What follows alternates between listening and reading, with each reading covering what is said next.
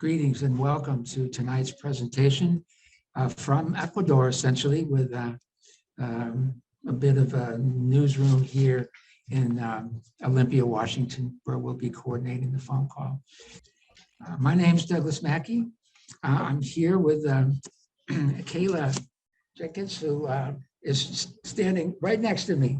There she is. Thanks. Hi, Kayla. Traditions, fair trade, where we're located in the cafe. Opening this presentation, Indigenous resistance to oil in Ecuador's Amazons. It's the story of the A'i or Cofán people and their defense of their territory against extraction in Ecuador. And we'll have a translation. Go ahead. Muy buenas noches, bienvenidos a todos a esta conversación que tendremos sobre la resistencia indígena en el Ecuador y la defensa de sus territorios en contra de las extracciones.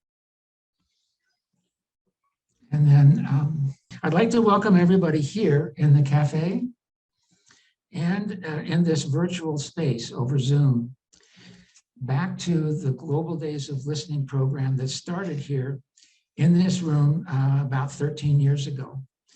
There was a once-a-month online gatherings that included presentations, for instance, from a school in Guatemala, and several conversations with young adults in El Salvador. And each month, another group of young people would help pick the topics for the conversation. Bienvenidos a todos a esta conversación de manera virtual por Zoom.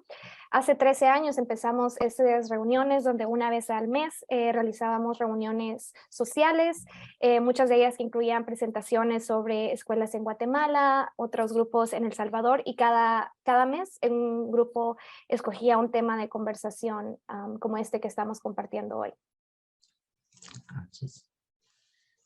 There was also a discussion about the work of the water protectors at Standing Rock. And afterwards, the youth from the Persian area sent messages to Native Americans, quote, "We are standing with you at Standing Rock."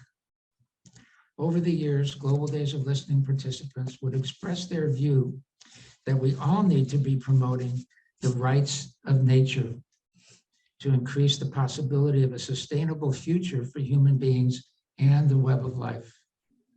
Ecuador is one of the very few places on the planet where environmental protections are based on rights of nature and have been codified into that country's constitution. There's an irony in tonight's presentation. I see that there are several people here from other parts of the world.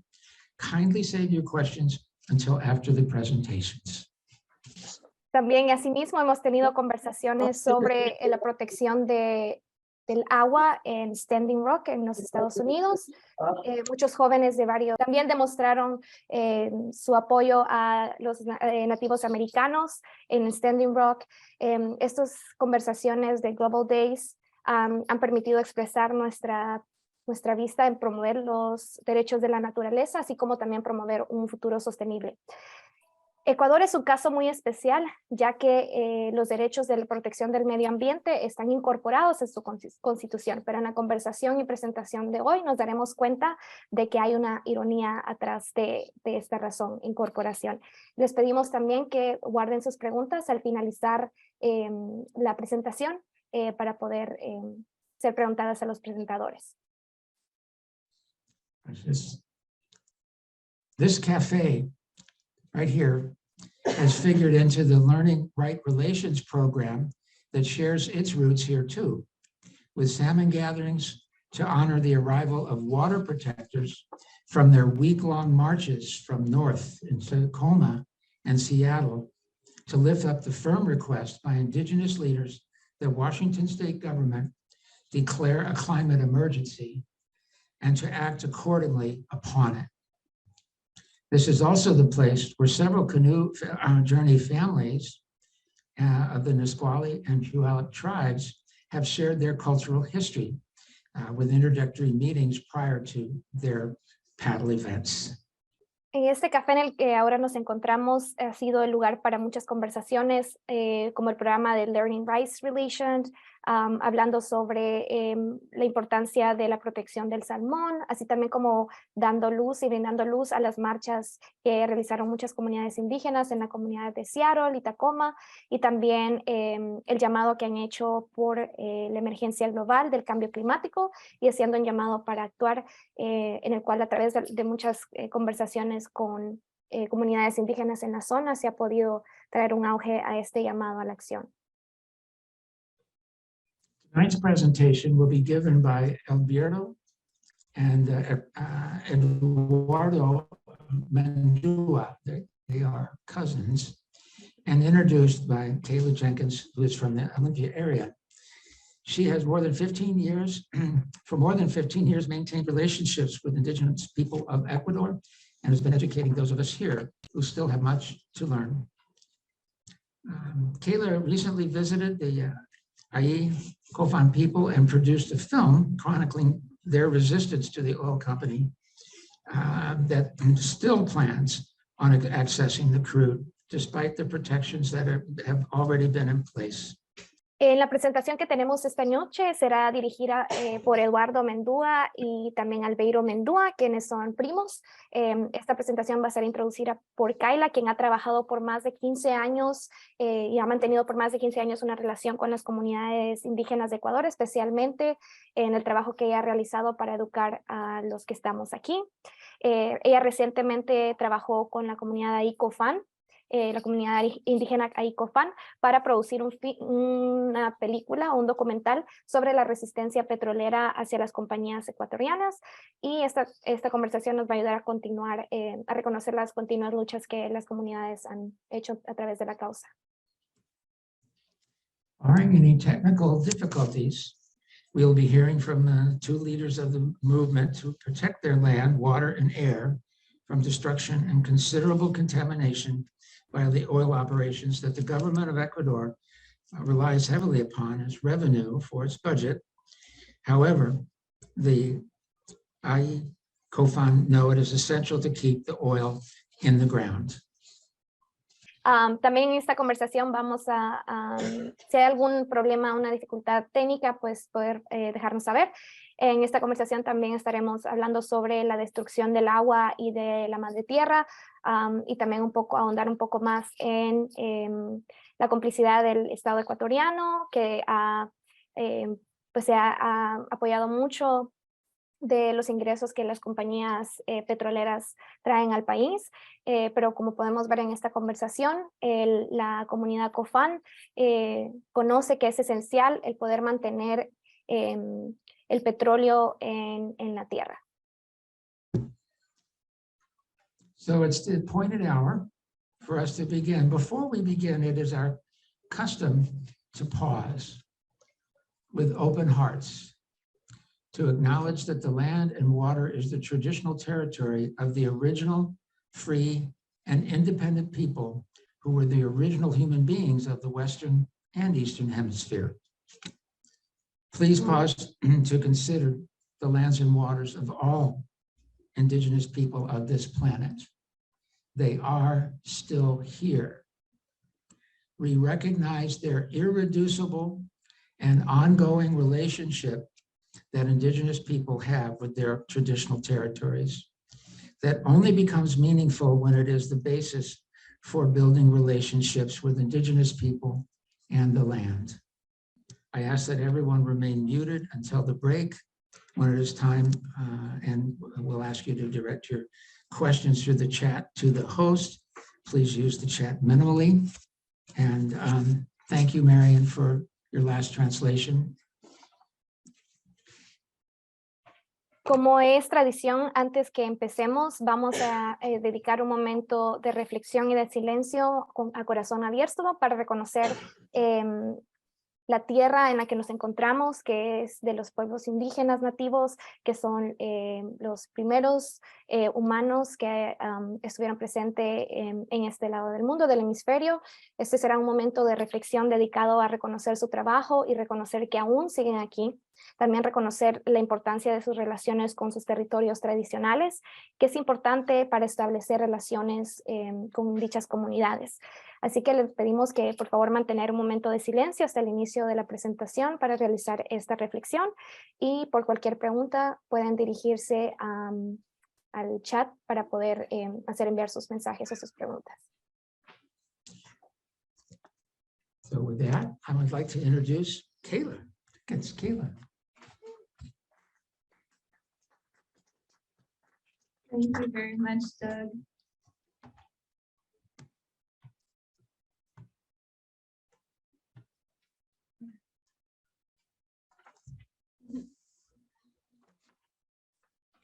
Well, thank you all for being here tonight. And I saw there were quite a few people joining us online, and that's wonderful. My name is Kayla Jenkins, and I've lived here in Olympia, Washington for about 20 years. My connection to Ecuador and the native peoples there began when I was just a high school student.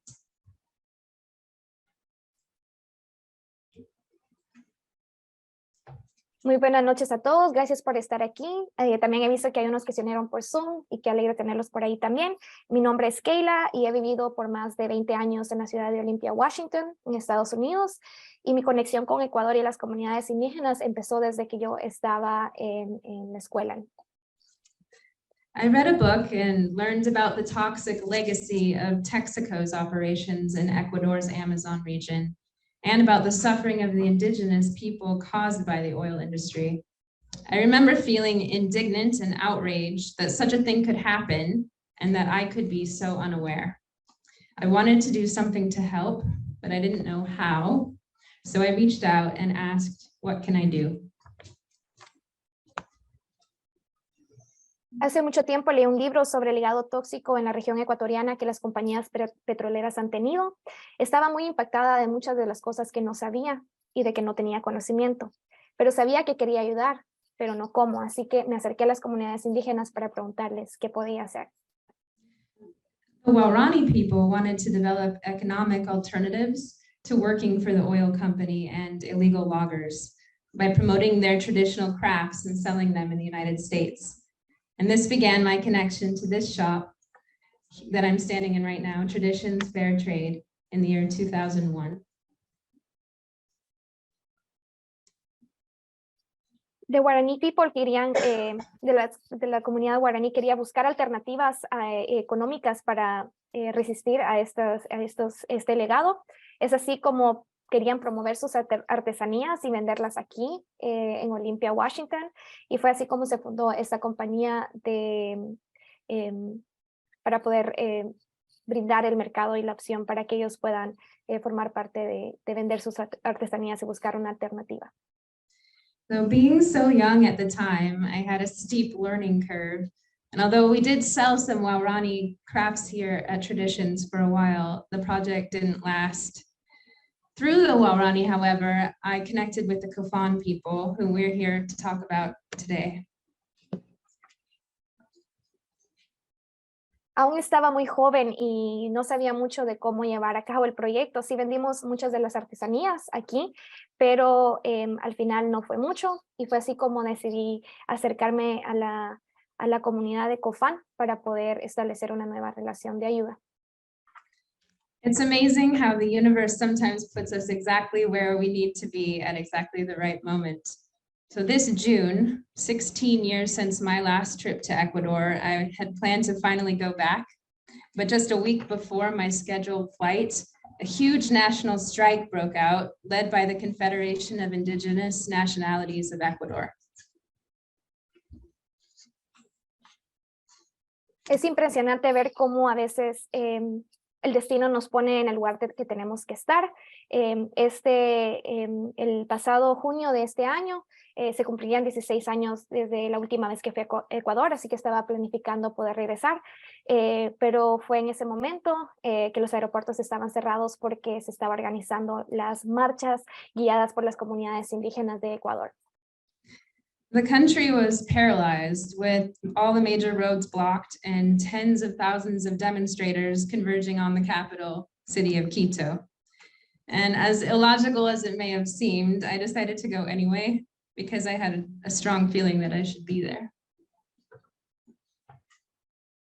El país entero se paralizó debido a las diferentes protestas, todo estaba bloqueado, las comunidades, las personas que estaban participando en estas protestas estaban localizadas en la ciudad de Quito, pero aún así, aunque se miraba algo ilógico, decidí poder ir a Quito y emprender mi viaje nuevamente.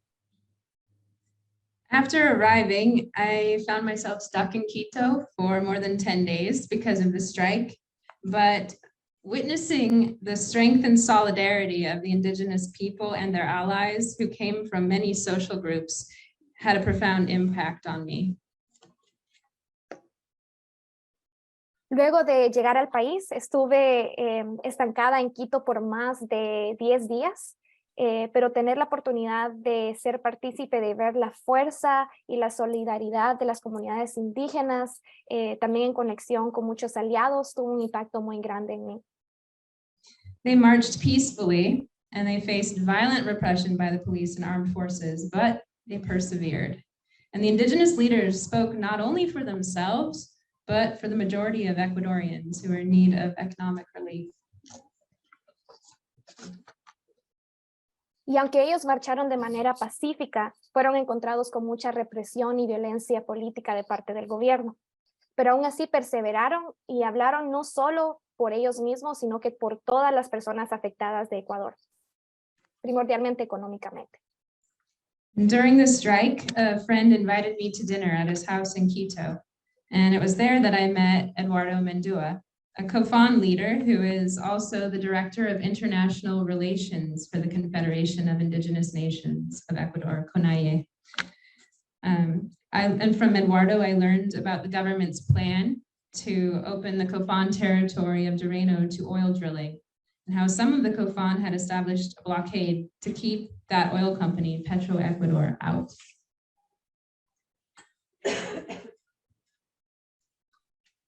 Durante las marchas, un amigo mío me invitó a una cena y fue así como conocí a Eduardo, que es un líder de la comunidad Cofán, también así encargado de relaciones exteriores de la organización CONAE ecuatoriana. Y a través de Eduardo pude conocer y aprendí que el gobierno de Ecuador quería abrir el territorio Cofán a compañías petroleras ecuatorianas para la extracción de petróleo. And again, I asked, what can I do to help?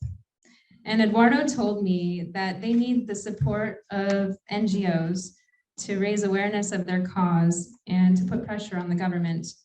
They also need funds to support the resistance, to buy supplies, food and medicine, to pay for transportation and fuel. And these past few months, I've been focused on this. Y nuevamente me encontré preguntando qué podía hacer para apoyar a la causa, y fue así como Eduardo me comentó que ellos necesitaban el apoyo de muchas organizaciones no gubernamentales para poder brindar la luz que necesitaban las diferentes marchas y las causas, así también como recursos para poder seguir apoyando a la resistencia a través de comida, medicina, transporte, y fue de esa manera como me involucré más en la causa. Y hasta el día de hoy. Gracias. So far, we've been able to get a small grant from the US-based nonprofit Cultural Survival, and we continue to search for more opportunities. In October, I visited the Cofán community of Dureno and the location where about eight families, have built a camp to block the oil access road. And I made a short film about that resistance with Eduardo, which you can find on YouTube. Hasta el momento hemos podido obtener muchos recursos de parte de diferentes programas de la comunidad y del gobierno. En el pasado octubre tuve la oportunidad de visitar una comunidad Cofán en Dureno, y donde alrededor de 8 familias han construido un plantón para poder bloquear el acceso al camino que quieren usar las compañías petroleras para acceder al territorio. I want to connect you tonight with these people who are beautiful, brave people who've left their homes and are risking their safety to protect an ecological gem, a piece of the Amazon rainforest on which all of us and our planet depend. They are, of course, also defending their own culture, a way of life that has coexisted with nature for millennia, but which now faces an existential threat. Esta noche quiero conectarlos con estas dos personas maravillosas que han estado al frente de la lucha, que han dejado sus casas y la seguridad de sus comunidades para proteger la selva amazónica, de la cual todos dependemos. Y también asimismo, también defender su cultura, que ha coexistido por mucho tiempo con la naturaleza. And here we are tonight. The Cofán people and the Amazon may be thousands of miles away, but tonight we are together. And we're connected not just by technology, but by a common interest. So now we will hear from Eduardo Mendua, who is joining us live from Ecuador. With him is also Alvaro Mendua, who is director of the Cofán-run Quan Foundation.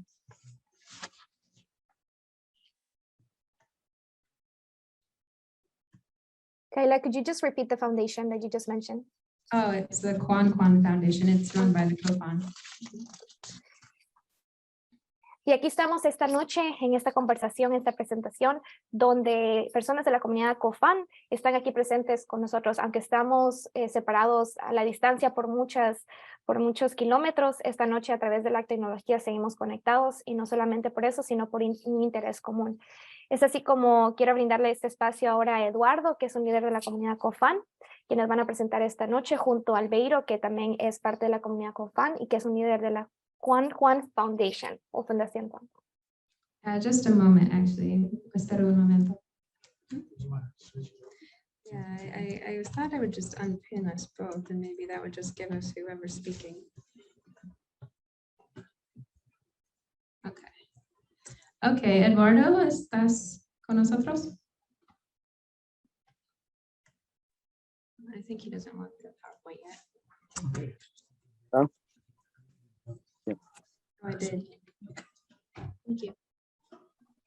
Buenas noches, Kayla. Buenas noches. ¿Sí me escucha? Sí. Qué bueno. Gracias. Muy buenas tardes allá en su país y aquí en Ecuador. Muy buenas noches. A ustedes un saludo muy especial, un saludo de hermandad, de humanismo, de humano.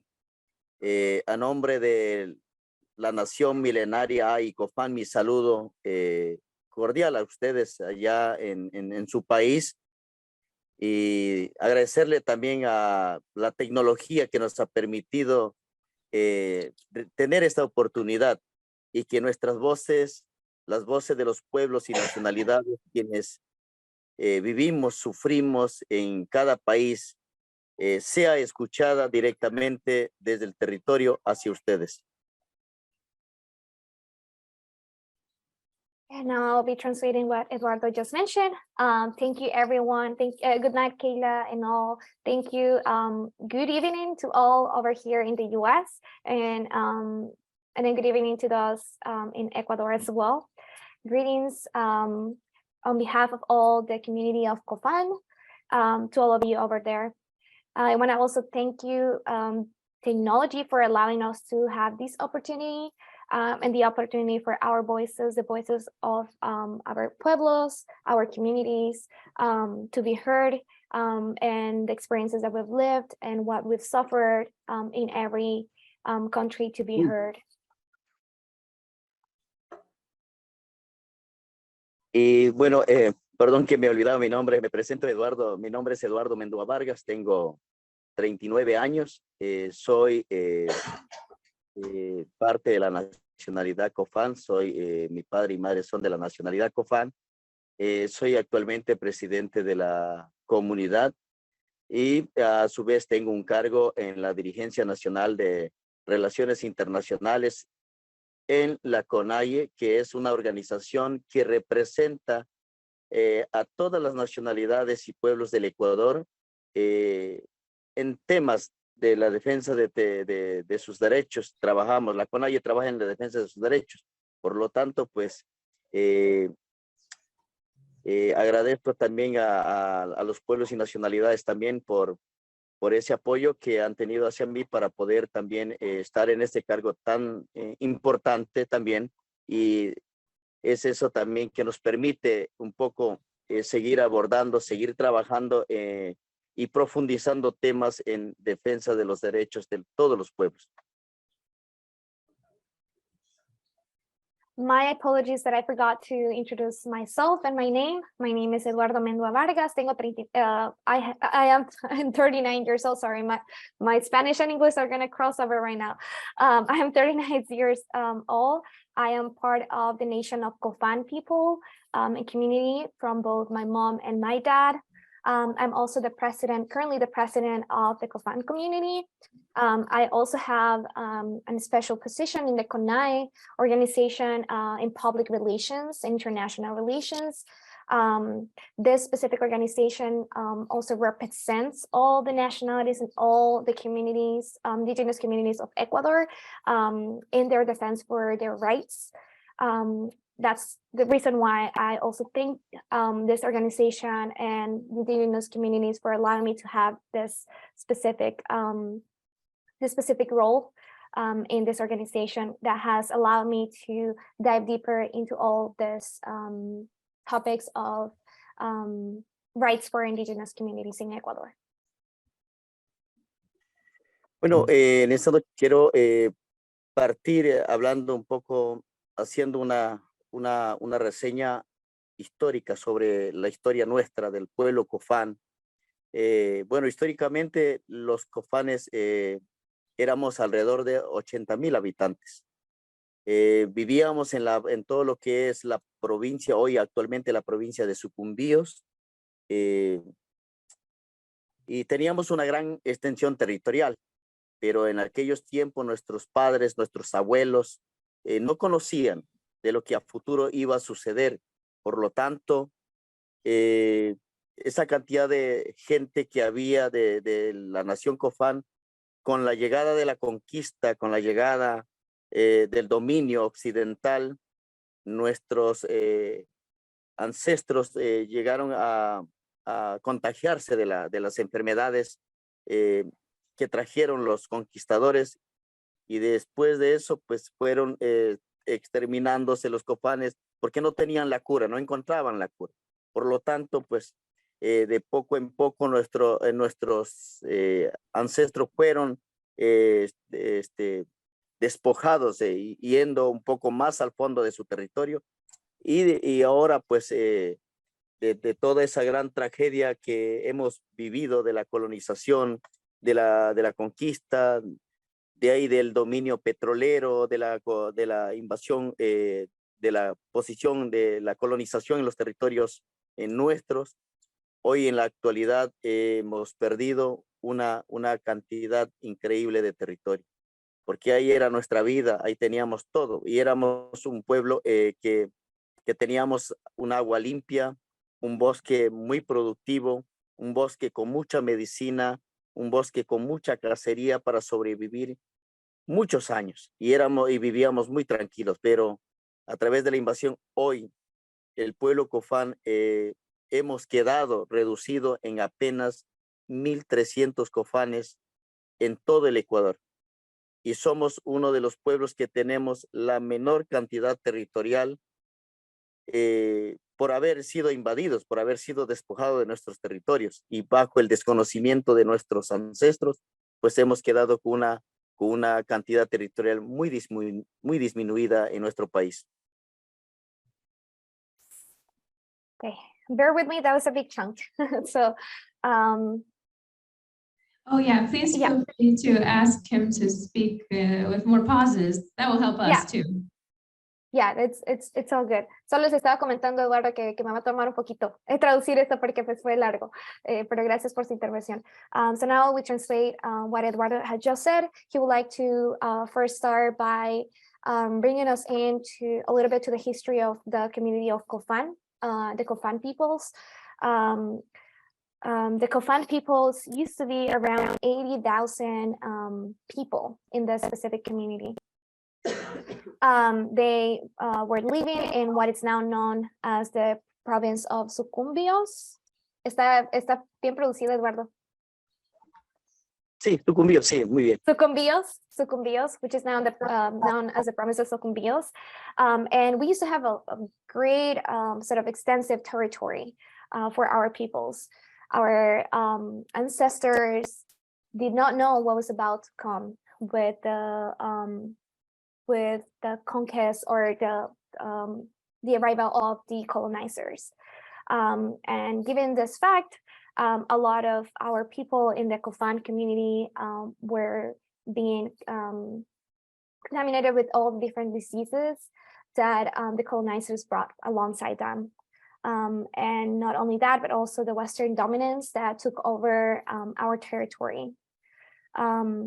Given this reason, there was a huge decrease in the population of the Cofán peoples. Little by little, our ancestors were also removed and detached from these territories in different ways, one of them being the diseases and the passing of many of them because of the diseases.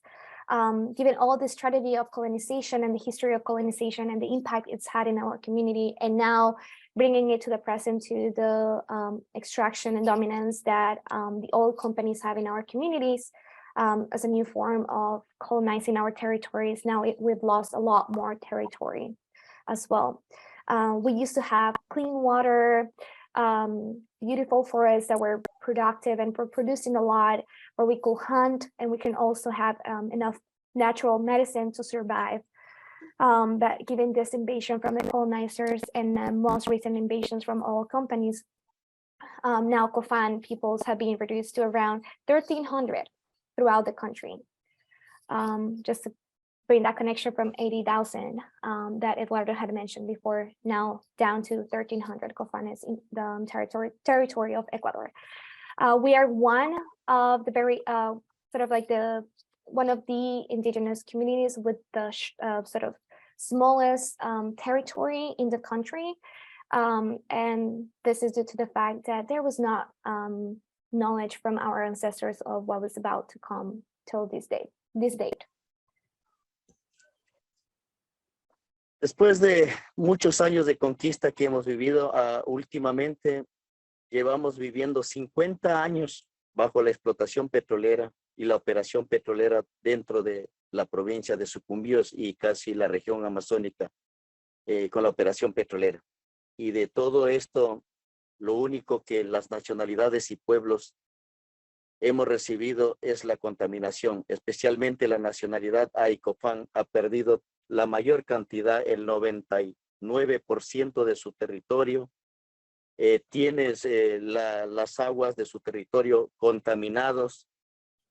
El tema del tema de la subsistencia encarecida, porque tenemos una extensión territorial muy pequeña. Entonces es una preocupación muy grande para la cultura Cofán sobre lo que está pasando día a día en el Ecuador.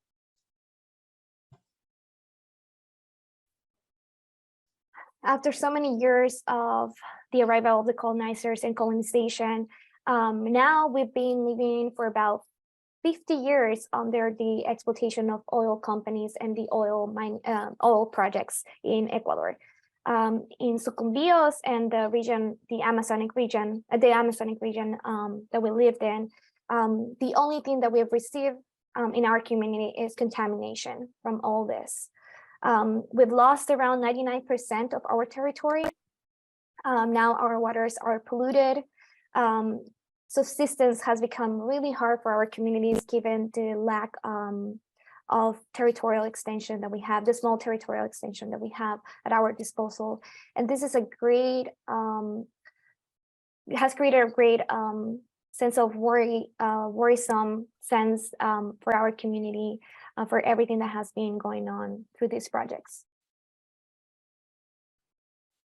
Por lo tanto, aquí en el Ecuador, los pueblos y nacionalidades luchamos en favor nuestros derechos, porque durante tantas movilizaciones, tantos levantamientos que ha pasado después de la conquista, hemos podido insertar en la Constitución los 21 derechos colectivos que ampara a los pueblos y nacionalidades aquí en el Ecuador.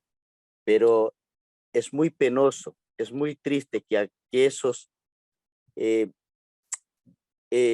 hayamos insertado en la Constitución y que eso contempla el mayor respeto a los pueblos. Pero el gobierno del Ecuador absolutamente no ha respetado durante estos tiempos. Por lo tanto, últimamente hemos nuevamente hecho una movilización, una paralización a nivel del país para exigir que algunas derogatorias en favor de los pueblos y nacionalidades, especialmente en el tema del decreto 95, se ha dado de baja. No tiene validez, en donde el decreto 95 hablaba de la expansión de la frontera petrolera en la Amazonía. Pero gracias a Dios, unos procesos hemos permitido derogar esos decretos. Pero aún así, el gobierno ha irrespetado los territorios indígenas. Por lo tanto, en defensa de esos derechos, en defensa de nuestra educación, de nuestra salud, de nuestra economía, últimamente hemos hecho una gran movilización a nivel del país.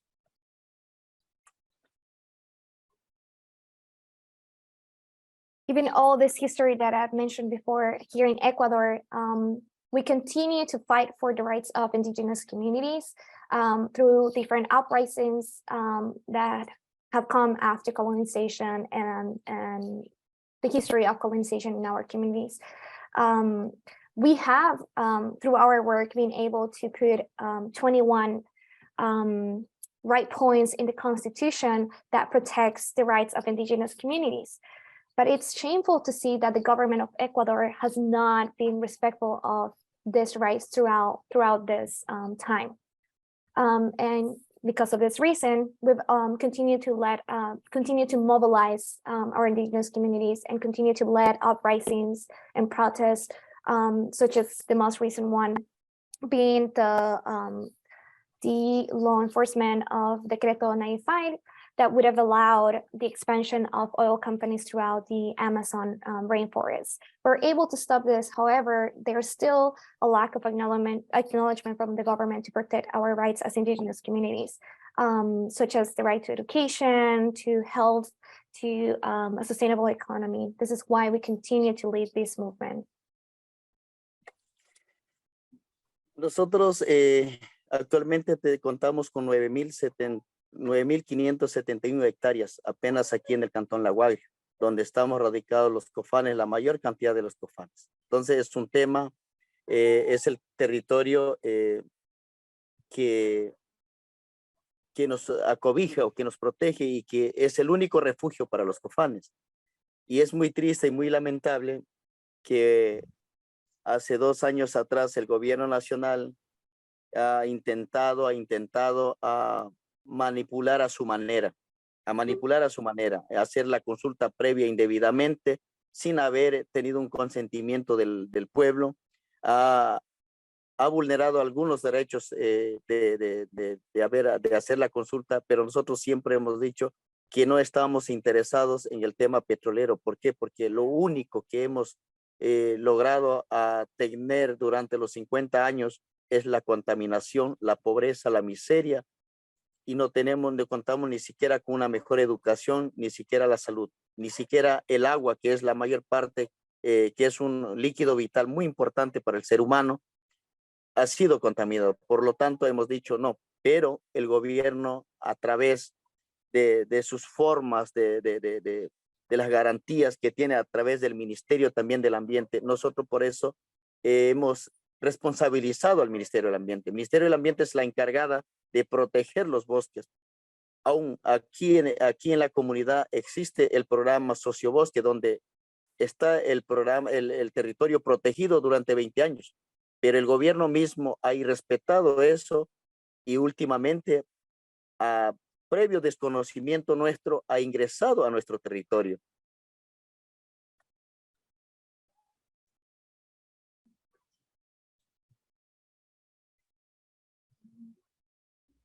And this is how now we only account for around 9,500 hectares of territory where we have been living. Majority of the Cofanes have been living throughout this time. This is a territory that protects us. Is the only place for the Cofanes in which we can feel safe. And this is really sad to see. It's also really sad to see that since for the past 2 years, the government of Ecuador has continuously intended to their tactics of manipulation in their own ways without our consent or without taking account our decisions, has allowed for the oil companies to enter our territories.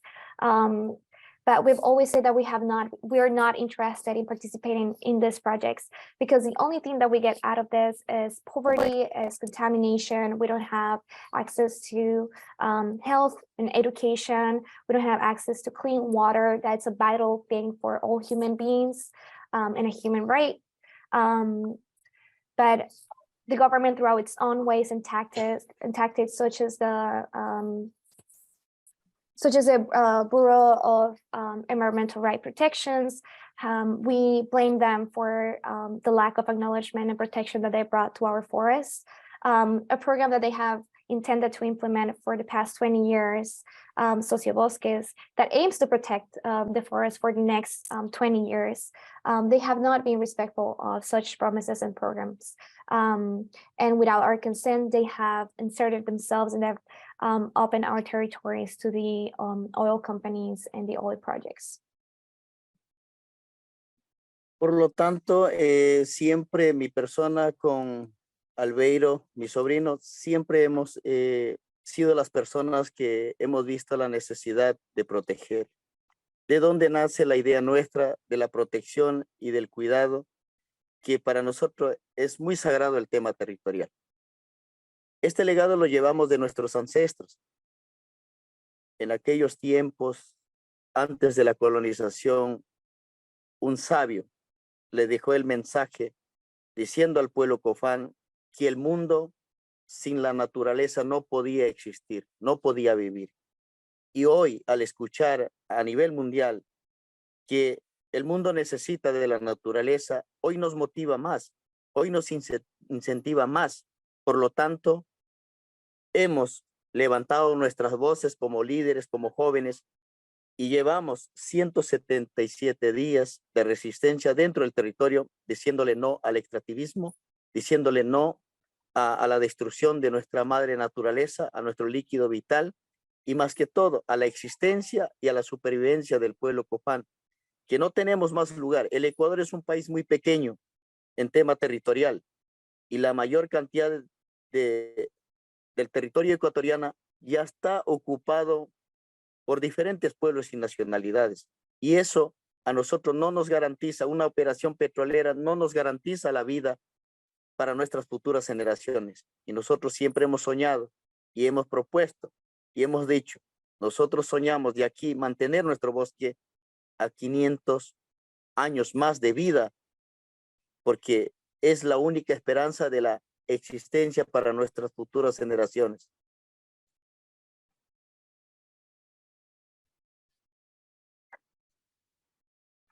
This is the reason that what I've explained before, why myself and my nephew, actually, they're not cousins, just to clarify, Albeiro, have been working together, and we've been the people that have also been at the front of this fight, because we see the necessity of protecting our Mother Earth. The idea of protecting our territory is because our territory is sacred to us. Before colonization, it's been said that a wise man once stated this to our ancestors, that that a world without protecting nature will not be able to survive and sustain themselves. And now that we see the necessity that we have for nature and natural resources, we've raised our voices and we've spoken up. We have been doing this for the past around 170 days, that we're been saying no to extractivism, no to harming Mother Earth, and we've been continuously resisted and showed the resistance of the Cofán people. Ecuador is a very small territory, and majority of it has been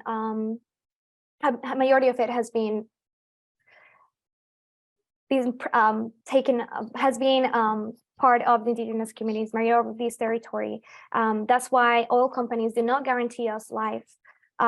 We have continuously been dreaming to keeping this forest, the Amazon forest, protected for the next 500 years or so, for it to continue being a living forest. And this is the only hope that we have for our future generations.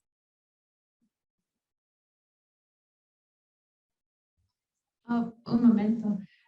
Marian, will you ask Eduardo if he's ready for the PowerPoint presentation, or if he could please let us know when he wants us to start it? Ok. Eduardo pregunta si ya está listo para presentar la presentación de PowerPoint, o que nos deje saber cuando ya se sienta listo para poder presentar. Ya mismo poquito con más? esto. Sí, Ok. no solamente un aquí. Bueno, sí, realmente de toda nuestra lucha es bastante preocupante la lucha en contra del Estado. Estamos arriesgando la seguridad nuestra, porque estamos en contra de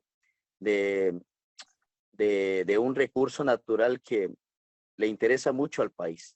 Entonces, en este tema, para nosotros realmente como líderes es muy preocupante, porque sabemos que en la Constitución lo dice que el Ecuador es un Estado de Derecho, pero aquí los derechos se vulneran, los derechos se utilizan cuando a ellos les conviene, dicen sí, cuando no les conviene, dicen no.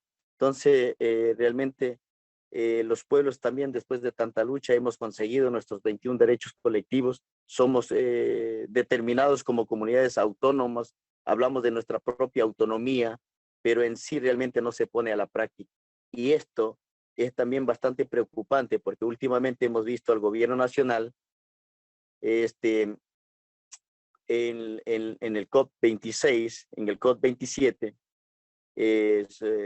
sus ministros hablaban de una transición ecológica del territorio de la región amazónica, pero en sí en otros países dan estos mensajes, pero en sí a la práctica no lo es. En la práctica todo es la vulneración de derechos, atropello de derechos y violaciones a los derechos en todo nivel, de los pueblos, de la naturaleza, de la vida, de la educación, de la salud. Es muy preocupante.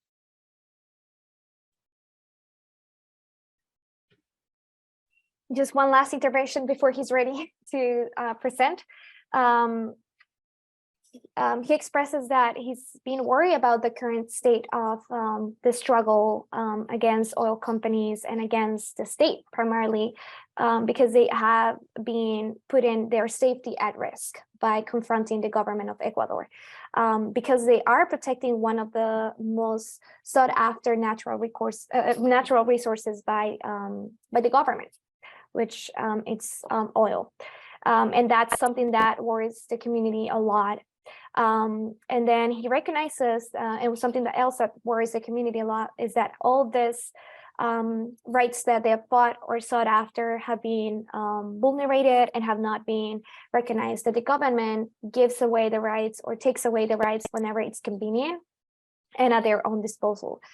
They have been able to collectively with other indigenous communities of Ecuador obtain the 21 indigenous rights that have been placed in the Constitution, and have been recognized as well on paper as autonomous communities, yet in the practice and in reality, that's a different story. When all these leaders have presented in the CO 26 or 27, all these ministers, prime ministers of the different communities in different countries have been speaking about the Amazon rainforest. In other countries, they give a different message of what the reality is like for indigenous communities in their home countries. There is a lot of violation of rights through the territorial dispossessions, through the contamination of nature, through the lack of health, access to health and education as well. Vamos con la presentación. And now we're ready to present. Okay, un momento.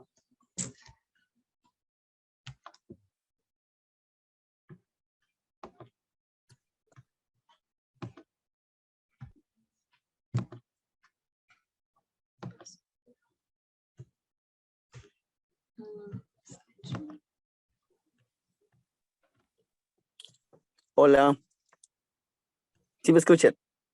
Ah, sí, sí. Sí, Eduardo, así se escucha. Bueno, después hemos visto la necesidad igualmente después de las luchas que hemos promovido y hemos visto la necesidad de crear una organización, de crear algo que también nos pueda representar y por lo tanto pues hemos creado nosotros la fundación y un poco explicar sobre el tema de la guardia. Hemos denominado como guardia, quienes en sí somos los que defendemos los territorios nuestros. Y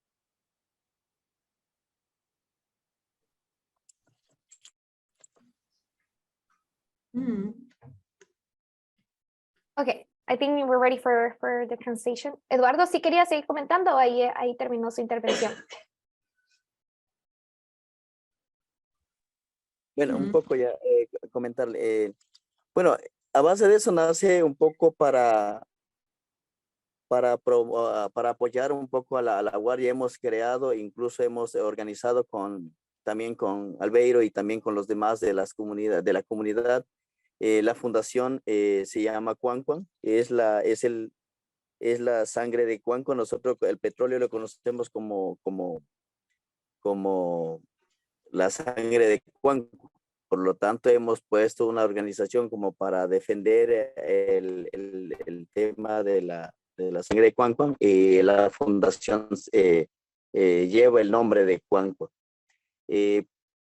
Especialmente es lo que hemos creado estos para poder también trabajar en conjunto con la Guardia, de alguna manera buscar mecanismos de apoyo a la gente que día a día lucha y que protege sus territorios, porque hoy en día las necesidades son también muchas para los pueblos, porque también hoy en día necesitamos educar a nuestros hijos. La salud es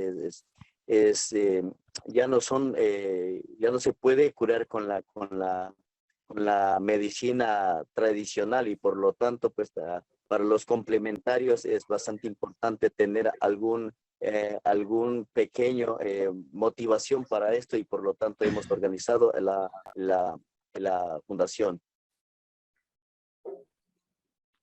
Okay, just to start the first part of the intervention, that after all the struggles and the constant uprisings, we've seen the necessity of creating an organization, which is Guardia Indígena, that we've seen in this presentation right now being displayed, as a group that as an organization that can represent all indigenous communities and the Cofán people. And through that, that's how this foundation has been created, the Quan Quan Foundation. Just to explain a little bit more about the foundation in relation to the guard that has been created, is as a means through which we can defend our indigenous territories. And then that's how we created this foundation Quan Quan, as a way to support the guard in their fight. This is how we've been also organized with other members of the community in a collective. The name Quan Quan, we know oil as the blood of Quan, and that's how we named this foundation, understanding that meaning that it has for our community. And we've created it as a way for us to work in collective with the guard, in collaboration with the guard as well, to continue seeking support, also to join the forces of the everyday people that continue to fight for their territories, as well out of the necessity for many other things, such as access to education for our kids, access to health, given that now we can not only heal through traditional medicine. That's why it's very important to have this motivation for our communities to continue the fight.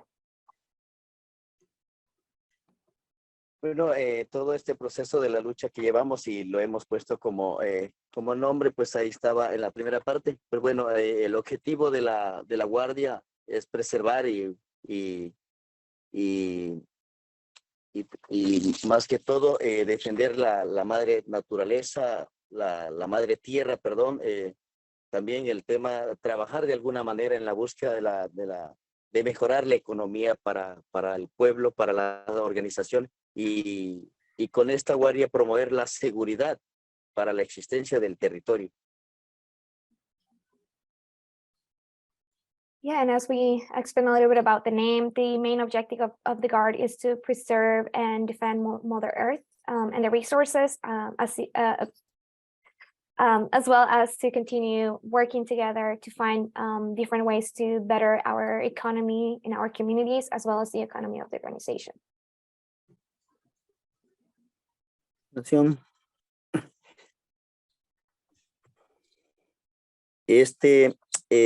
¿Por qué formamos la guardia? Entonces, un poco el contexto de la conformación de la guardia es quien representa, quien para nosotros son los guardianes de la vida, que nos defienden, que de alguna manera están permanente luchando contra el extractivismo, contra los opresores que quieren dañar su vida, su entorno.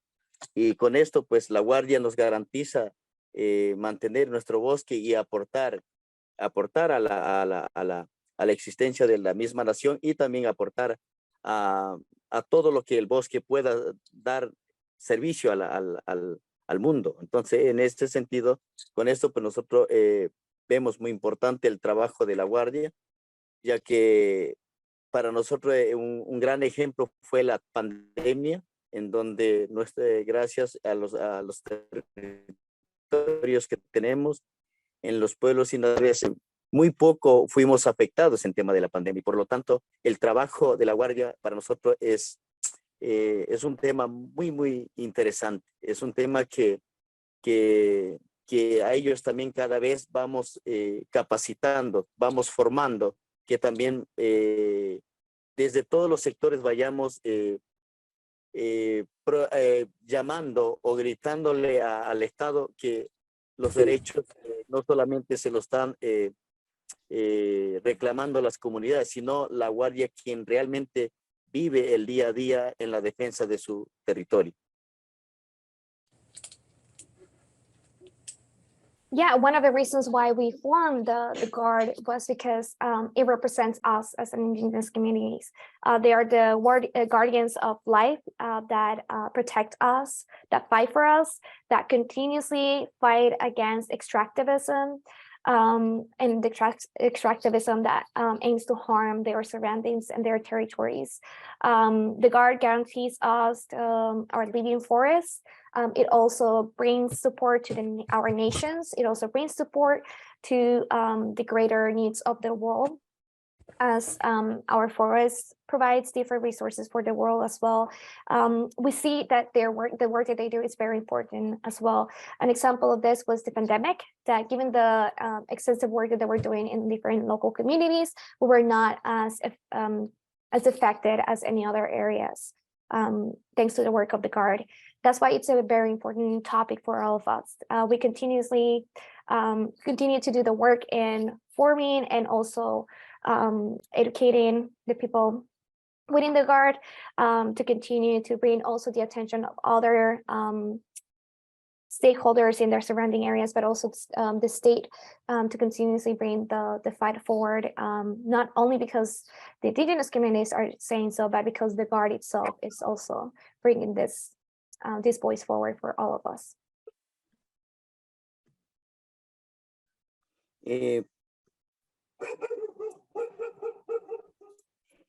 La guardia para nosotros es la garantía, es la seguridad que nos da a los pueblos y naciones, porque hoy en día el pueblo ecuatoriano, mucho menos las nacionalidades, confiamos en la fuerza pública, porque ha ocurrido muchos casos de femicidio con la fuerza pública y también la represión, los asesinatos en las movilizaciones. Por lo tanto, para nosotros es la garantía de control, de vigilancia, de seguridad debida a la guardia, nuestra propia guardia. Por lo tanto, la guardia ha sido vigilante permanentemente en sus territorios cuando la empresa petrolera Petroecuador quería entrar y sabía que el estudio de impacto ambiental no fue consultado al pueblo Cofán, ni tampoco necesitábamos la consulta. Cuando estaban dentro del territorio, los petroleros, la Guardia de Edición fue y decomisó todos los bienes pacíficamente, exigiendo, informando sus derechos, informando a que se respete sus derechos colectivos, informando a que no podían de entrar a su territorio sin el consentimiento de la comunidad, ni mucho menos de la Guardia. Por lo tanto, la Guardia de Edición ha decomisado, ahí como estaba en la pequeña imagen, ha decomisado los equipos de trabajo de la operación, y también hemos hecho el llamado a las autoridades a nivel provincial y se ha entregado, y por lo tanto para nosotros es muy meritorio, muy grato tener la Guardia, ya que es el único grupo de quien nos ha garantizado la permanencia, la existencia y de cómo erradicar el mal que es el llamado el extractivismo en nuestro territorio.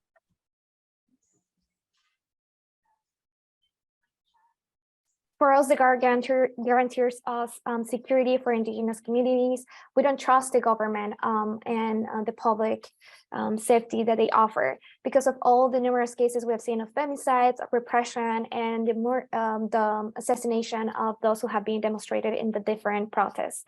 That's why we have our own Guard. That it's very important for us because, in particular, especially in the recent presence of Ecuador, which is an oil company that has been entering our territories. When they wanted to enter, they knew that the environmental impact assessment that they had conducted was not known to the community, to the local community, and they did not have the consent of the local community to enter the community itself. That's how the Guard took away all, as you can see in the picture, took away all the equipment that they had to introduce in this community, because they were not informed and they were not given consent from the community to enter the territory.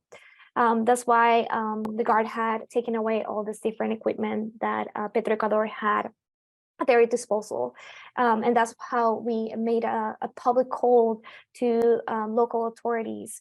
And that's how we are really proud to have our own Guard, given that it's the only group, the only organization that guarantees our presence in our territories, in our existence, and guarantees our constant fight against extractivism that has caused so much harm in our communities.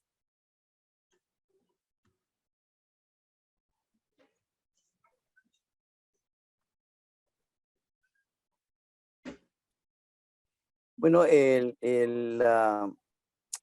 lo que afectaría con el permiso del permiso ambiental que obtiene Petroecor es bastante preocupante, porque a través de obtener la licencia ambiental en el campo Huanta, bloque 57, también ha promovido la división interna, y esto promueve el Estado en las comunidades por operar, por el interés de extraer el petróleo. Causa también esa confrontación entre hermanos, porque hay personas que piensan que aún los jóvenes siguen pensando que la producción petrolera es la solución, pero no, para nosotros los líderes no es la solución, y por lo tanto, pues el tema principal hoy, en este momento en donde estamos, pues en el bloque 57 quieren perforar dentro de nuestro territorio los 30 pozos petroleros. 30 pozos petroleros, una vía de acceso de 12 kilómetros. Cada plataforma se va a abrir alrededor de 4 hectáreas, y también hacer esos pozos de inundaciones y algunas cosas más para la construcción de la vía de acceso. Por ejemplo, en la vía de acceso creo que es de 40 a 60 metros de ancho en donde se va a construir. Entonces es una afectación bastante grande en nuestro territorio, y por lo tanto, pues a pesar de que la empresa petrolera buscó la manera de tratar de dividirnos, gracias a Dios por la firmeza, por la capacidad, de la Guardia, por la capacidad también de los líderes, hemos podido frenar esta incursión abusiva y violando todo derecho constitucional a nuestro territorio.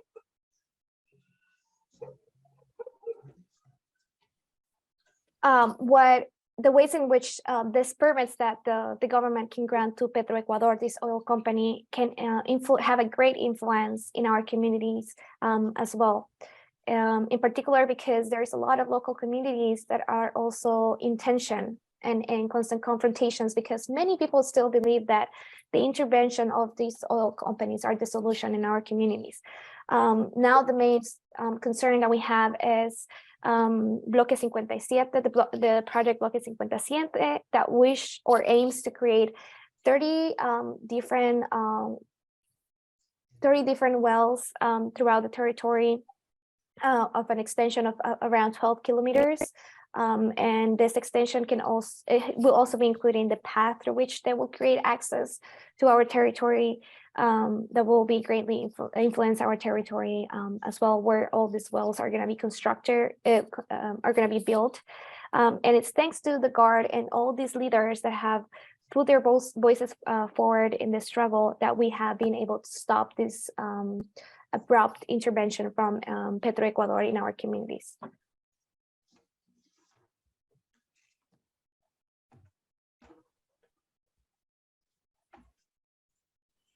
Y por lo tanto, pues también nosotros a través con la Guardia Edición trabajamos para, promovemos propuestas como de recuperación territorial, porque hay una mínima parte de una reserva aquí en la provincia y tratamos de alguna manera promover con nuestra Guardia la recuperación territorial. Es nuestro objetivo, ya que nuestro territorio es muy pequeño.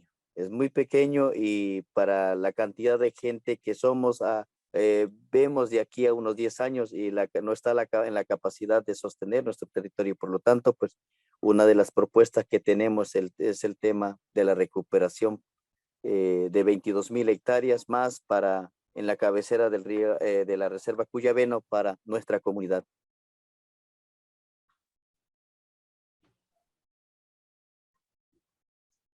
So alongside the Guard and all of these leaders, we've been able to promote different proposals that aim to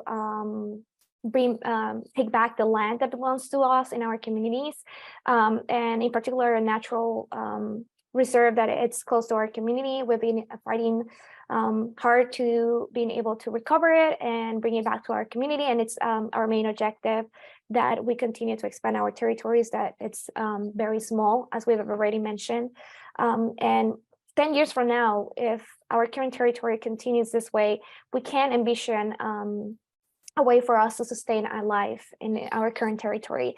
That's why we've been able to implement the proposal to recover around 22,000 hectares of the natural Cuyabeno reserve, natural reserve.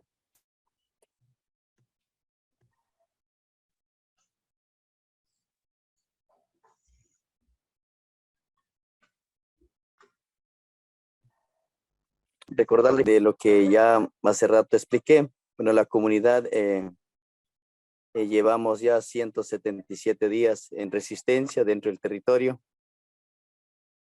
y estamos cada vez más fuerte, cada vez más consolidado con la Guardia, siempre con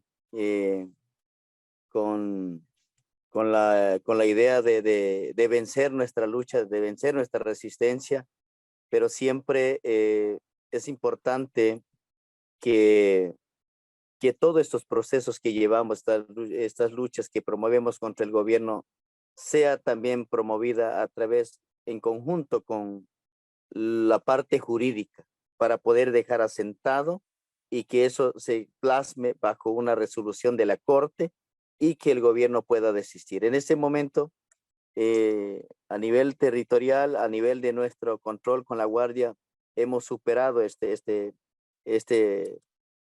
intento de Petroecuador de invadir e ingresar al territorio, pero por lo tanto pues estamos trabajando de alguna manera buscando estrategias de lograr para poder dejar asentado bajo un argumento jurídico, bajo la decisión de la Corte, que Petroecuador abandone nuestro territorio, que desista del proyecto de la operación de los 30 pozos petroleros.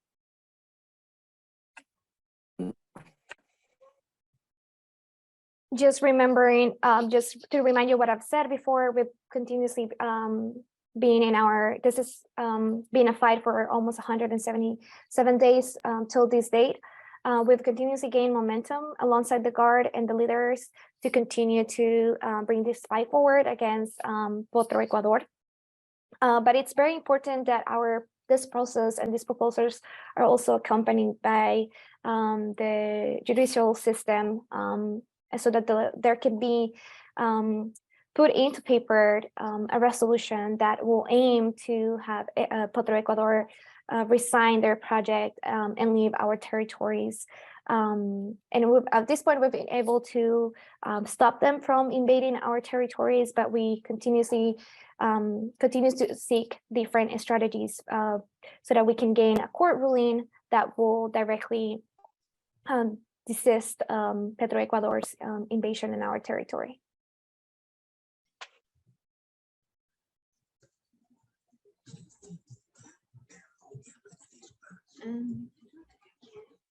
Bueno, una de las propuestas que al igual estamos trabajando la comunidad en conjunto con la Fundación Cuancuan, con la Guardia Erición, es dejar la sangre de Cuancuan, lo llamamos el petróleo, dejar bajo tierra para siempre. Esa es una de las propuestas nuestras, es una de las decisiones tomadas bajo resolución de la comunidad, dejar el petróleo bajo tierra y buscar otros mecanismos de poder sustentar a la Guardia, de poder sustentar y desarrollarnos como pueblo, que esté algo compaginado con nuestra realidad, que no sea tan grave en el tema de impacto.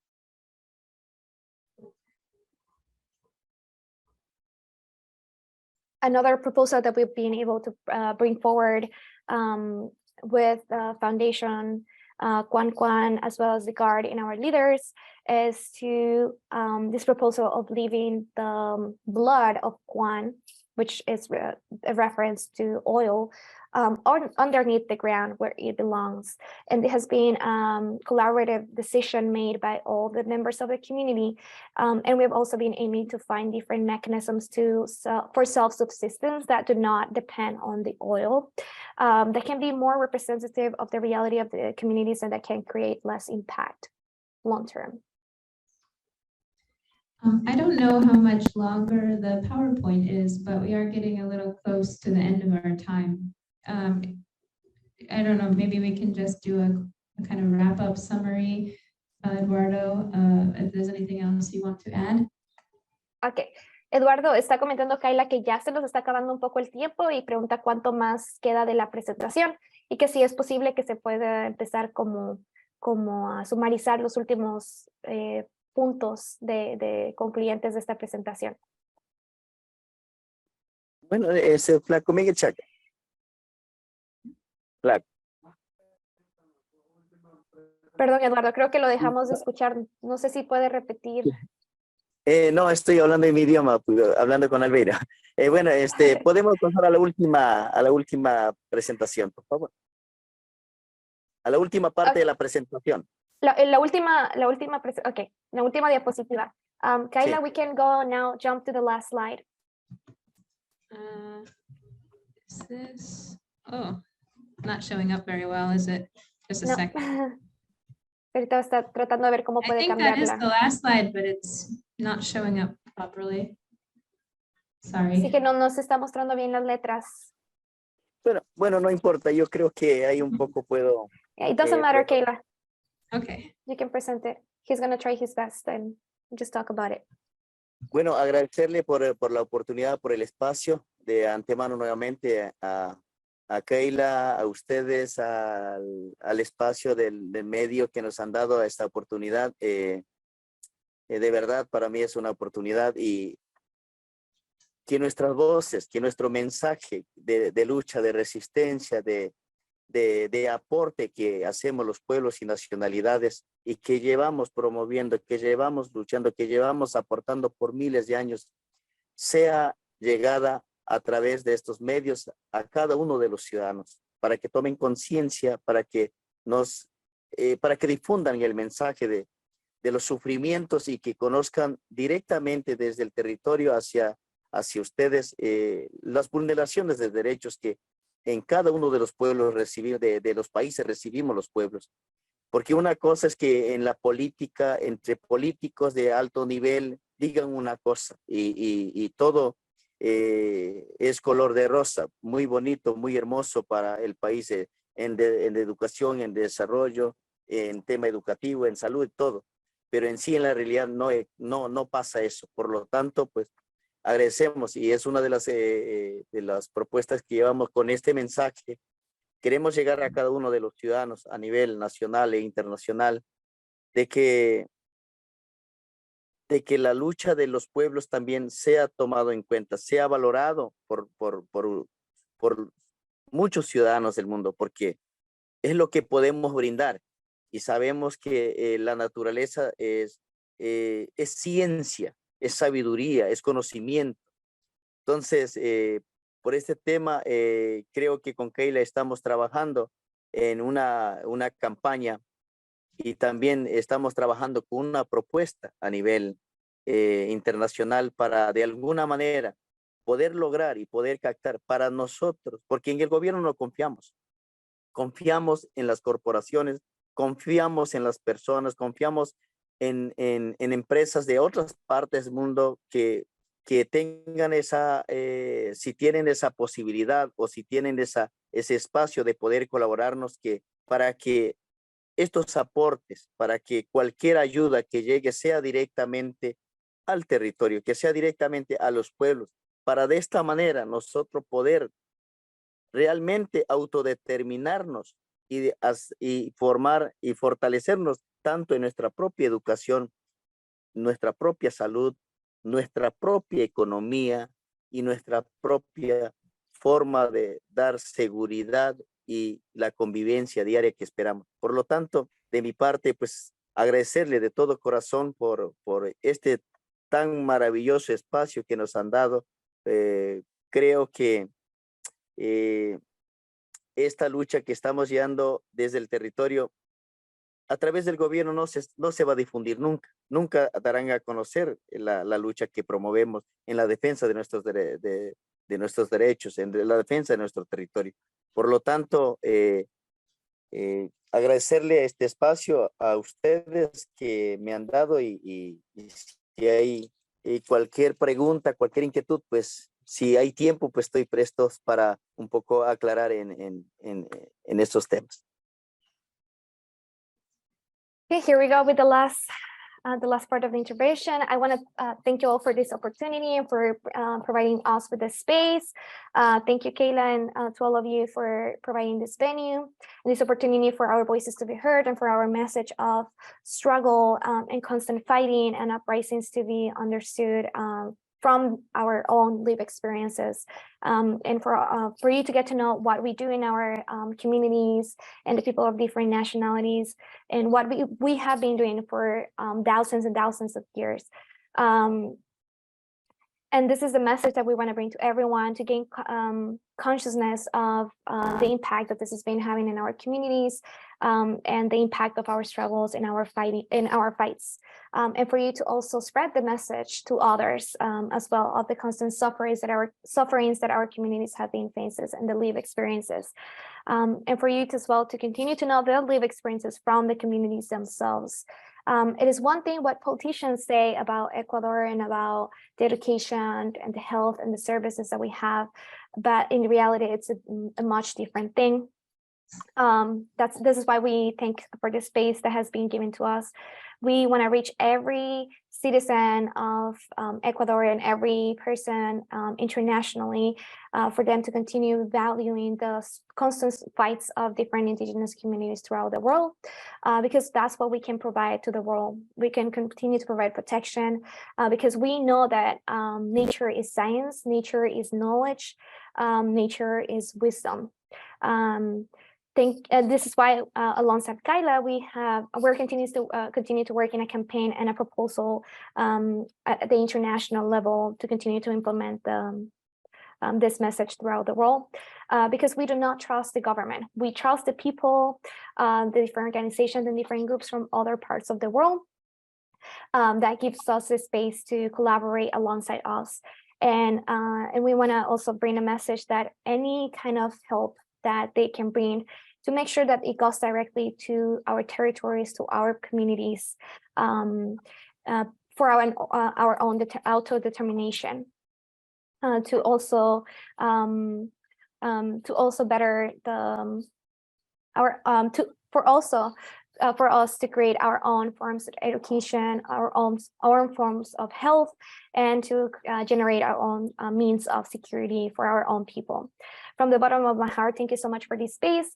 I believe that this fight for struggle that we've been continuously bring forward from our own territories, the government of Ecuador will not make it unknown or will not bring light to it.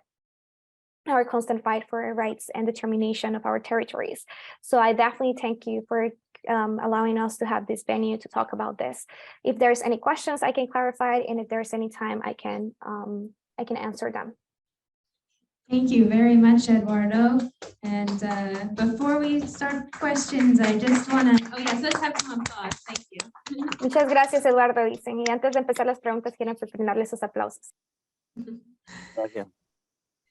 I just want to give a little information for anyone who would like to support the Cofán and their resistance to oil. We have a GoFundMe campaign that we've started, and you can find it pretty easily if you search on GoFundMe.com, just search for Cofán, it's spelled C-O-F-A-N, or if you're here in person, we have the information on the table by the door there. Your donations, no matter the size, are greatly, greatly appreciated. Thank you. Sí, Eduardo, solo estaban comentando de que actualmente están creando esta campaña de donaciones de GoFundMe, y Kayla estaba comentando sobre las maneras en que pueden donar a través de diferentes medios como lo es en línea, o también a las personas que están presentes también pueden encontrar la información a la salida también para poder realizar esta donación, y cualquier donación grande o pequeña va a ser bien recibida. Por supuesto, muchas gracias. Thank you very much. Now, just before we go to questions, I do have a very short video I would like to share with you. It's just a little slideshow, and it's like 2 minutes long. So hopefully this works. If it doesn't, I'll stop it. Eduardo, ahora Kayla va a presentar un video que es aproximadamente 2 minutos para poder presentar un poco más de contexto. Ok. Ya hablo inglés. Your desktop to share. It's on your. Kayla, if I may suggest something, I think for the interest of time, maybe as you figure it out or troubleshoot for the video, maybe we can go ahead with questions. That's a good idea. It was not as easy as I thought. Sorry about that, everyone. Si vamos a responder algunas preguntas ahora, Eduardo, porque el video pues no tienen problemas para presentarlo. I will let Doug be the one to call on people. Well, greetings, everyone. Thank you for your patience with our technology. I did want to connect everybody that is in the space. And so I'm going to ask people, as I mention your name, going down the participant list in alphabetical order, if you'll turn on your microphone and say a greetings with your name and where you're sitting right now, and then also whether or not you have a question. And so we'll start with Ann Mills. Ann? Ann Mills and Bonnie. Where are you? Where we? Olympia. Okay, is there a question you're going to hold for when we come back? Any questions? Questions? All right. No, not right now. Not yet. Basir. Thank you, Ann. Bonnie. Hi, everyone. First of all, I'd like to deeply thank you, Eduardo, for the great presentation and for the work that they are doing. I feel deeply connected with what they do as a brother in the corner of the world. I believe that we all are sisters and brothers of the human family. I have just a quick question. I wonder, I'm speaking from Vancouver, Canada, but originally from Afghanistan. I wonder how people of Afghanistan can support you or what we can do to celebrate your great work. Thank you. Eduardo, ahorita están, solo para darle un poco de contexto, van a ir mencionando los nombres de los participantes y van a hacer sus preguntas. La pregunta que tenemos de Basir, él nos saluda desde Canadá y me dice que le agradece mucho por su presentación y el trabajo que han hecho en su comunidad y que se ha conectado mucho con el trabajo que ustedes hacen, inclusive desde otra parte del mundo, como hermanos y hermanas de la humanidad.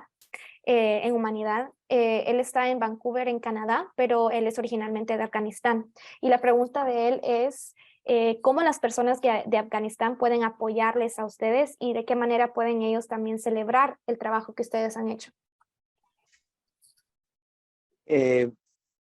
Bueno, creo que hoy gracias a la tecnología, a lo que hemos estado, creo que más bien gracias de verdad que estén al tanto de la lucha, de la resistencia del pueblo. De verdad es meritorio de que nuestra lucha sea vista, sea escuchada por otras partes, por la gente de otras partes, porque en nuestro país nuestra lucha no es visibilizada, no es felicitada, no es admirada, de verdad. Y por lo tanto, pues de lo que nosotros esperamos, pues de que puedan aportar en muchos sentidos. Nosotros esperamos también de los voluntariados, que también queremos promover también de alguna manera de poder seguir ampliando nuestro proceso, porque tenemos propuestas y hoy en día, pues el tema puntual es a través de la campaña, de alguna manera recaudar pequeños fondos para subsistir, porque esto es a largo plazo. Los fondos que si llegáramos a obtener, pues también van a servir para... Este es un proceso largo. Aquí para la subsistencia se necesita para el tema de la movilización, el tema del acompañamiento jurídico. Entonces, por lo tanto, ellos pueden, si tienen la buena voluntad, pueden colaborar en la campaña que hemos estado lanzando con Kayla. Y si ellos tienen otra posibilidad, pues también será bienvenido. Cualquier tipo de ayuda, el pueblo milenario A'i Cofán les agradecerá. Okay, so there is going to be a short summary of the response to Basir. So Eduardo thinks that technology brings a lot of attention already to their struggles and their resistance to of the Cofán people. And it's truly touching to see that people from other parts of the world are seeing and celebrating and admiring what they are being doing, because in their own country, a lot of these fights are not being celebrated or acknowledged to begin with.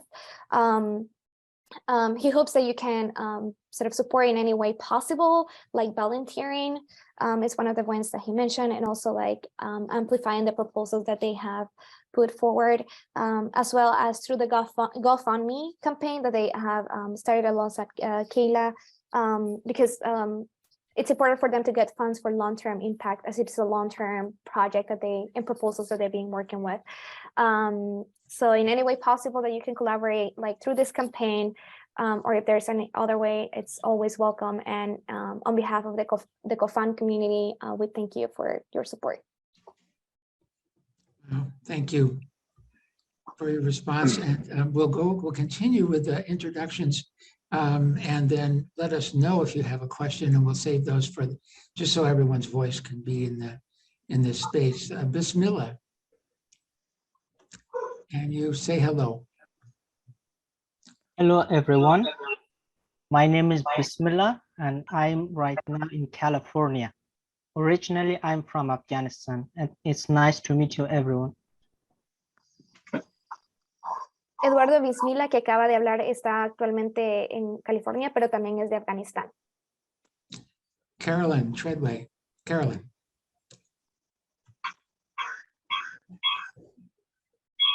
Hi, I'm Carolyn Treadway, and I'm here in Lacey, Washington, which is next to Olympia. And I do have a question. Do you want me Okay. to say the question or just hold the question? Hold it for now. Carolyn will come back to you. You'll be first questions. Okay. And I see Chris. Hi, this is Chris in Boston, Massachusetts. I don't have a question. Thank you, Chris, Thank the for being there. Chuck. Hi, I'm Chuck, and I have no questions. Thank you. Where are you sitting, Chuck? Olympia, Washington. Thank you. Desdra. Hi, I'm Desdra Donning, and I'm also in Olympia, Washington. And my heart goes out to all of the people everywhere that are dealing with these kinds of things, especially around oil.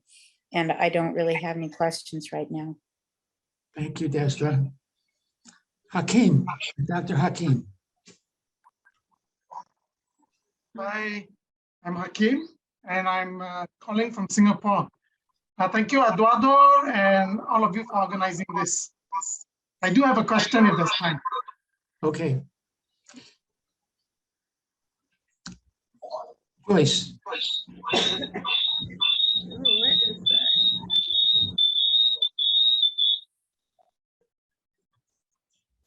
Hi, I'm Joyce from Oakville, Washington.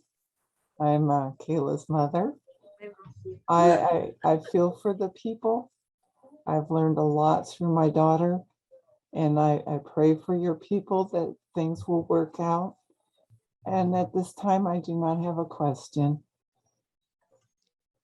Thank you, Joyce. Madeline. Hola, me llamo Madeline, vivo en Texas. Gracias a Eduardo y todos. Y no tengo preguntas. And where are you speaking from? Texas. Texas. And then Roy. Roy Treadway, I'm from Lacey also, which is an adjacent city of Olympia. I appreciate the presentation, but I have no question. Okay, so thank you, everybody. We would introduce those that are here in the traditions, but we'll be able to do that as they have questions. We'll go back then to Carolyn for your question and then to Dr. Hakeem. I have been following the campaign and the life story of Stephen Donziger, a lawyer who put a lot of his life into working with the indigenous tribes in Ecuador and the other areas around you. And I wonder whether you, Eduardo, have worked with Stephen Donziger or whether others in the Cofán people have been part of that. He's been fighting. He's a lawyer that gained a huge settlement from an oil company, and now they haven't paid, and they've done all kinds of things to shut him up. I just wonder if the Cofán have been part of all that. Eduardo, la pregunta, no sé si por el nombre que mencionaron tal vez lo reconoce, pero Caroline ha seguido la campaña y el trabajo de un abogado, Stephen Donziger. No pregunta si usted ha trabajado o conoce sobre el legado de él o si algún miembro de la comunidad de Cofán ha trabajado o conoce el trabajo de él. No creo que de Donziger, del abogado Donziger. Sí, así es. Donziger, D-O-N-Z-I-G-E-R. No conozco el tema del trabajo. Yeah, he's not aware of his work. Yeah. Thank you. And sorry, everyone, I was just making the case that I will be leaving soon, so Kayla will be taking over translation right now. It was great meeting you all. Thank you very, very much, Marian, for your help. It's been wonderful. You've been a great translator.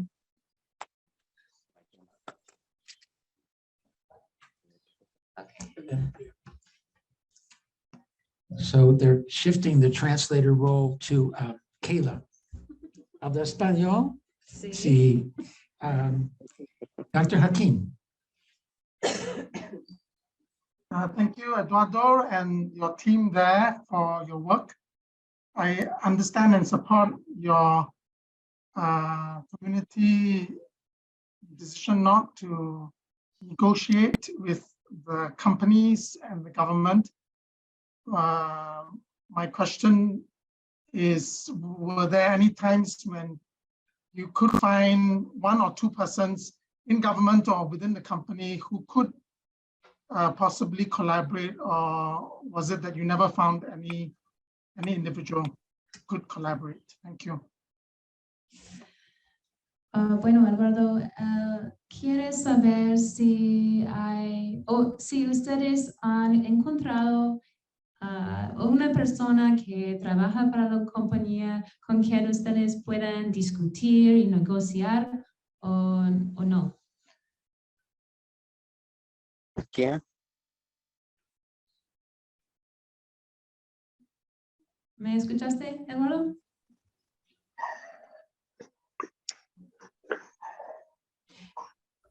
Bueno, puedo decirlo otra vez.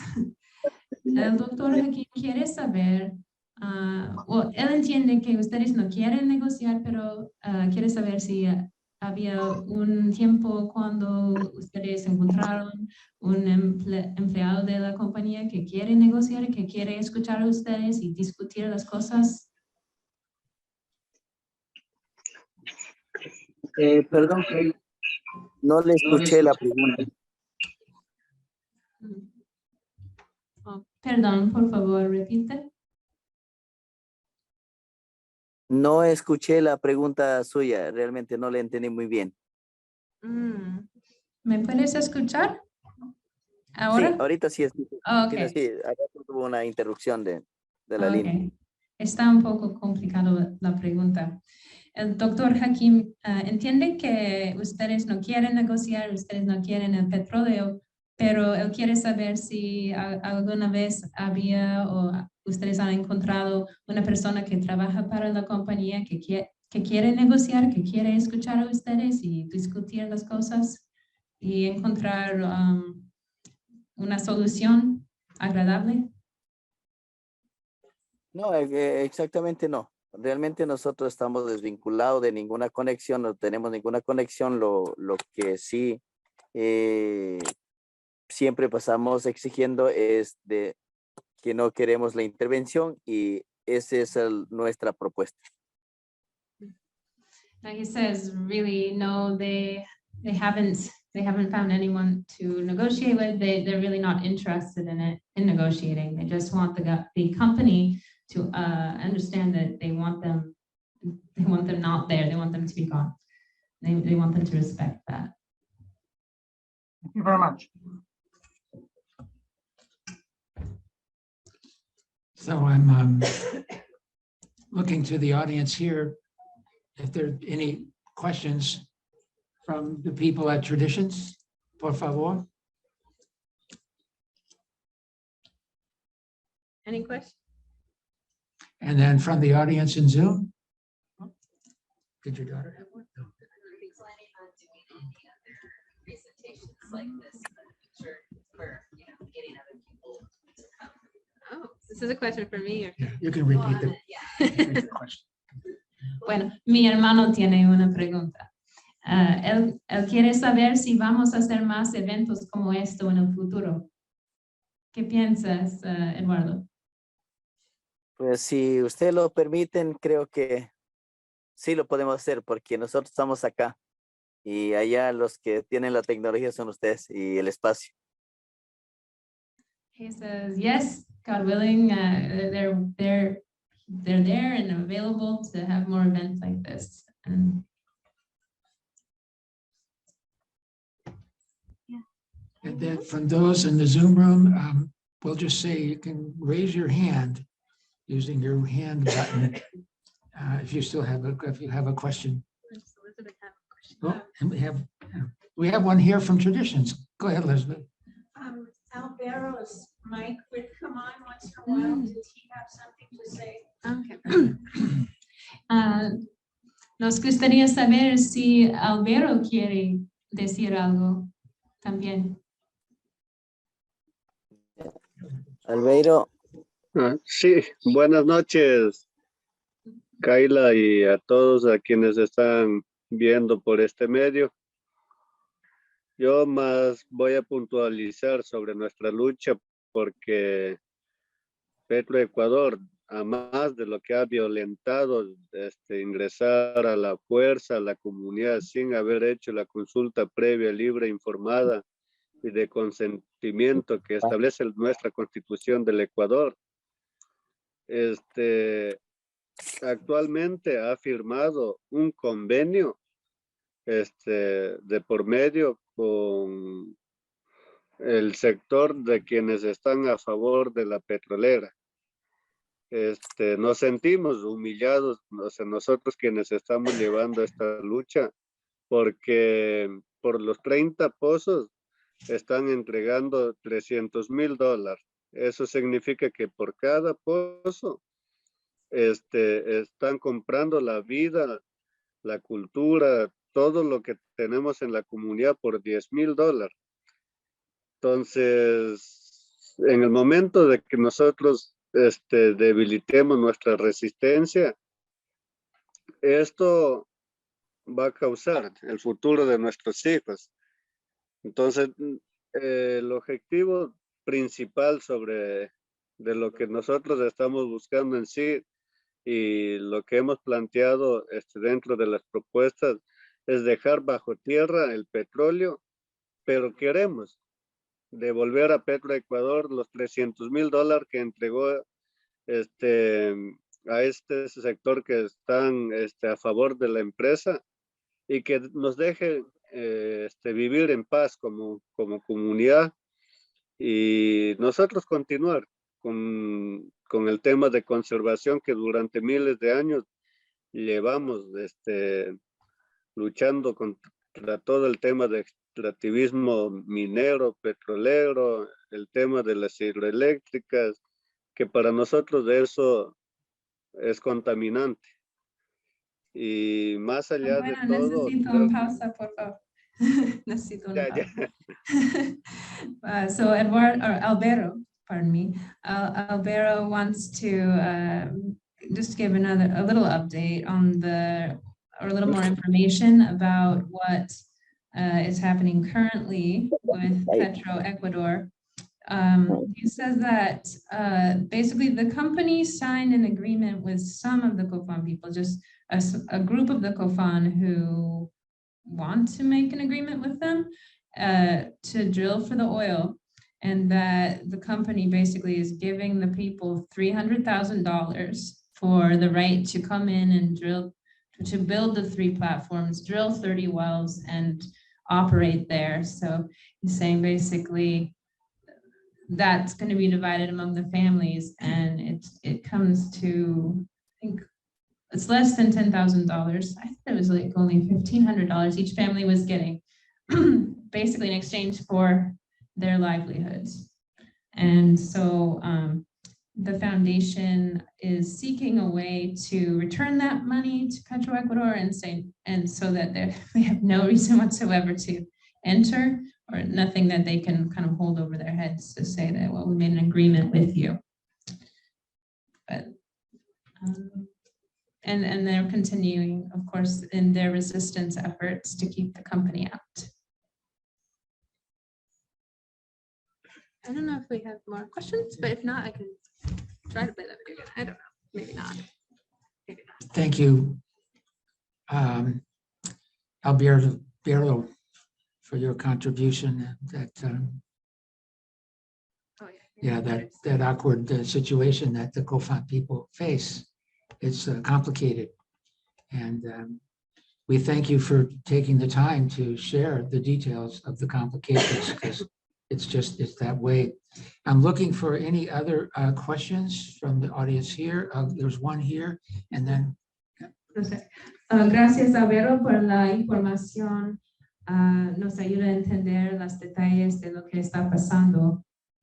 Vamos a buscar si hay alguna pregunta más aquí en este lugar o en línea.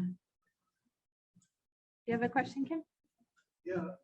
Did Texaco ever clean up the previous oil wells that were drilled there on their territories?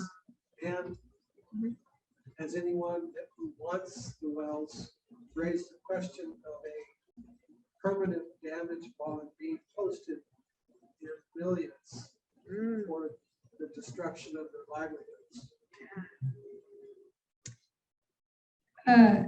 Un hombre aquí, Kim, que tiene un programa de radio y conversamos con él, Eduardo, el otro día. Tiene una pregunta. Él quiere saber si Texaco ha limpiado su contaminación en el territorio Cofán.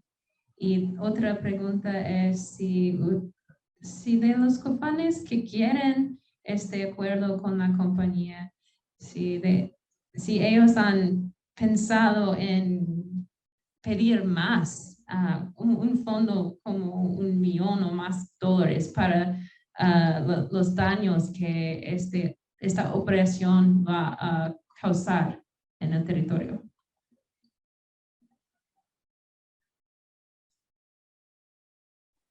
Bueno, Kayla, en tema de contaminación de Texaco, absolutamente es un juicio de siglos, pero hasta el día de hoy no se tiene ninguna respuesta. Y además los pasivos que dejó Texaco en aquellos años cuando tenía el convenio con el Estado ecuatoriano, aún todavía siguen taponados. Igualmente dentro del territorio Cofán también hay pasivos ambientales de Texaco que no se ha hecho la limpieza.